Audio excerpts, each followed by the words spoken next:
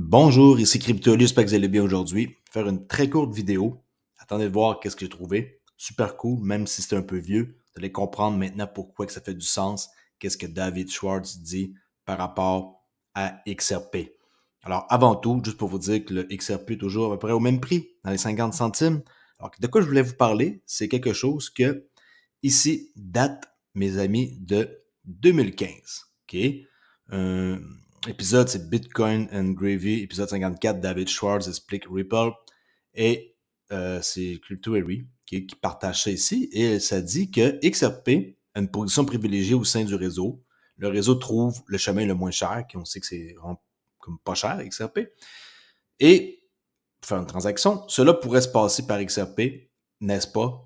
Et oui, ça peut passer par XRP. Est-il possible que le USD puisse éventuellement être la monnaie de réserve du protocole Ripple? La réponse de David Schwartz, c'est certainement possible. Okay?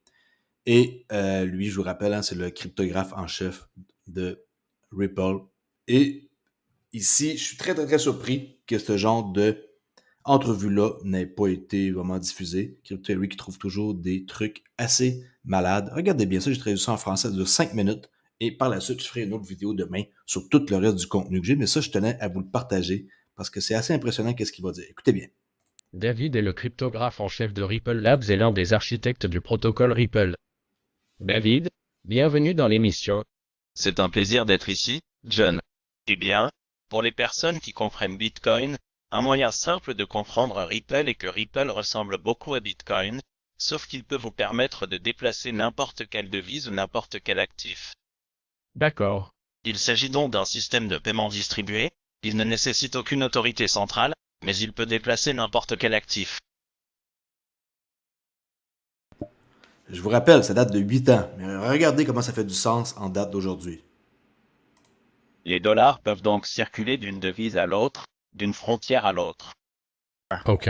Il vise essentiellement des cas d'utilisation tels que les paiements transfrontaliers, les services bancaires correspondants, ce genre de choses. D'accord. Ripple a été conçu dès le début pour gérer plusieurs actifs. Des éléments tels que les carnets de commandes et le forex sont donc implémentés de manière native. Il propose des paiements atomiques afin que vous puissiez utiliser un chemin plus long sans avoir à vous soucier de l'échec d'un intermédiaire.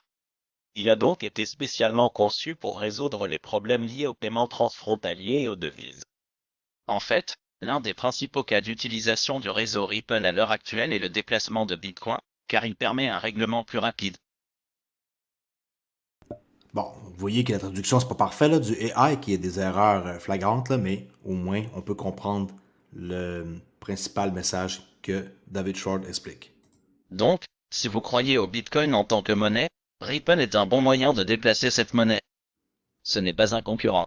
Cela se produit donc automatiquement lorsque vous effectuez un paiement. Le réseau trouve le chemin le moins cher. Cela pourrait être via XRP, mais ce n'est peut-être pas le cas. Cela peut se faire via des dollars américains, via Bitcoin. Il peut y avoir plusieurs chemins sur lesquels vous pouvez puiser afin d'obtenir les meilleures offres sur plusieurs dollars de commande. Ainsi, vous ne seriez pas consciemment conscient à moins de vraiment pénétrer dans ce qui se passe dans les coulisses. Vous ne seriez pas nécessairement conscient des devises intermédiaires que vous déteniez pendant une fraction de seconde théorique. Mais comme le XRP peut circuler entre deux comptes de sa liste de confiance, il occupe une position privilégiée au sein du réseau Ripple, ce qui pourrait le faire préférer comme monnaie intermédiaire. Assez. Si cela se produit, la demande augmentera. Je vois. Et si ça n'arrive pas? Ce n'est certainement pas le cas. Il se pourrait, par exemple, que la Réserve fédérale décide d'émettre des dollars directement sur le réseau Ripple et que tout le monde pense que c'est la monnaie intermédiaire parfaite et que XRP n'obtienne pas ce genre de rôle, auquel cas vous ne verriez pas cette augmentation. Demande. Je vois. Est-il possible que, tout comme l'USD soit actuellement la monnaie de réserve du monde, contrairement à ce que beaucoup de gens aimeraient voir, est-il possible que l'USD puisse éventuellement être la monnaie de réserve du protocole Ripple, du réseau Ripple? Regardez ici qu'est-ce qu'il vient de poser comme question. OK? Est-il possible que l'USD puisse éventuellement Oups. OK. Est-il possible que le USD puisse éventuellement être la monnaie de réserve du protocole Ripple?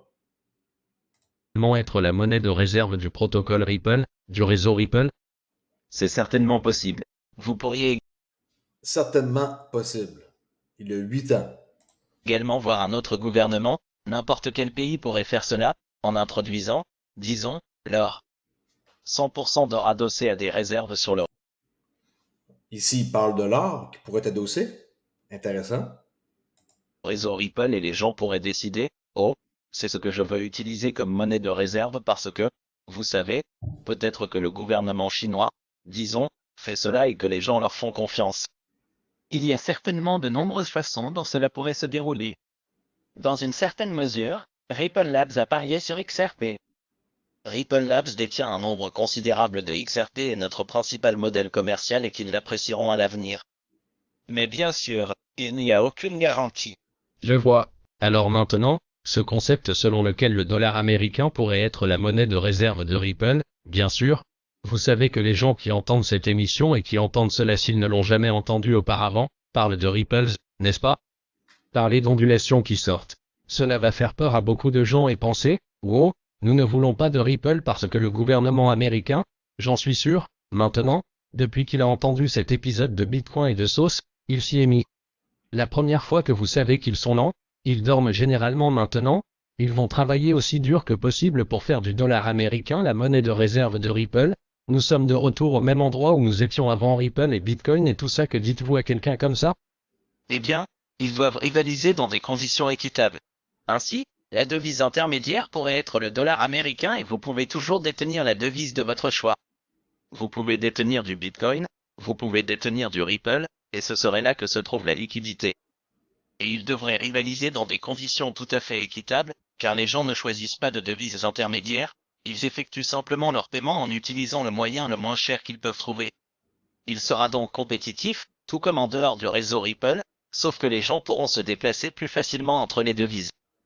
Ainsi, si une monnaie présente un petit avantage qui n'affecte qu'un groupe restreint de personnes, ces personnes peuvent toujours la détenir sans avoir à supporter le coût élevé qu'elles devraient normalement supporter en faisant un choix différent. Cela permet donc une plus grande liberté de choix en matière de monnaie. Dans ce type de marché, il reste à voir quelle sera la monnaie préférée. Il pourrait s'agir de Bitcoin. Pourquoi les gens ne l'utilisent-ils pas tout le temps? Il semble que ce soit le cas. Si vous dites que c'est aussi rapide, aussi bon marché et aussi flexible, cela me semble une évidence. Il vous faut 3 pièces pour que cela fonctionne. La personne qui effectue Écoute bien ici. Écoutez, ça prend 3 choses pour que ça fonctionne, ok? Regardez. le paiement a besoin d'un moyen simple d'obtenir de l'argent. La personne qui reçoit Aussi bon marché. Je vais reculer parce qu'ici, j'ai raté le coup, là. Regardez. Et aussi flexible, cela me semble une évidence. Il vous faut 3 pièces pour que cela fonctionne. La personne qui effectue le paiement a besoin d'un moyen simple d'obtenir de l'argent. La personne qui reçoit le paiement a besoin d'un moyen facile d'obtenir de l'argent. La personne qui reçoit le paiement a besoin d'un moyen facile d'en retirer. Et quelqu'un doit assurer la liquidité entre les deux actifs s'il ne s'agit pas du même actif. Nous travaillons donc à construire ces pièces, et lorsque vous aurez les bonnes pièces, une voie de transfert de fonds émergera même sans que quelqu'un ait à faire quelque chose de spécial pour y parvenir. Il parlait des liquidités hub, là. C'est sûr que c'est ça qu'il parlait à la fin. Alors, que pensez-vous de ce genre d'entrevue-là? Vous pensez que ça fait du sens? Une entrevue qui date de 8 ans. Écrivez-moi dans les commentaires, j'aimerais bien savoir. Et regardez, il y a juste 692 vues. Imaginez, sur un truc qui date de 8 ans. Assez surprenant. Alors, c'était juste pour vous montrer ça. Je vais faire une autre vidéo de matin.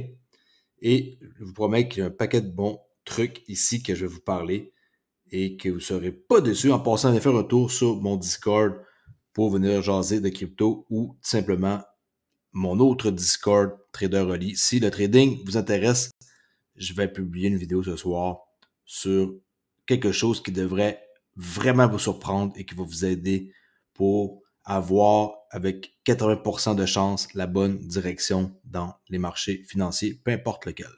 Merci beaucoup pour écouter et je vous dis à demain matin sans faute. Ciao!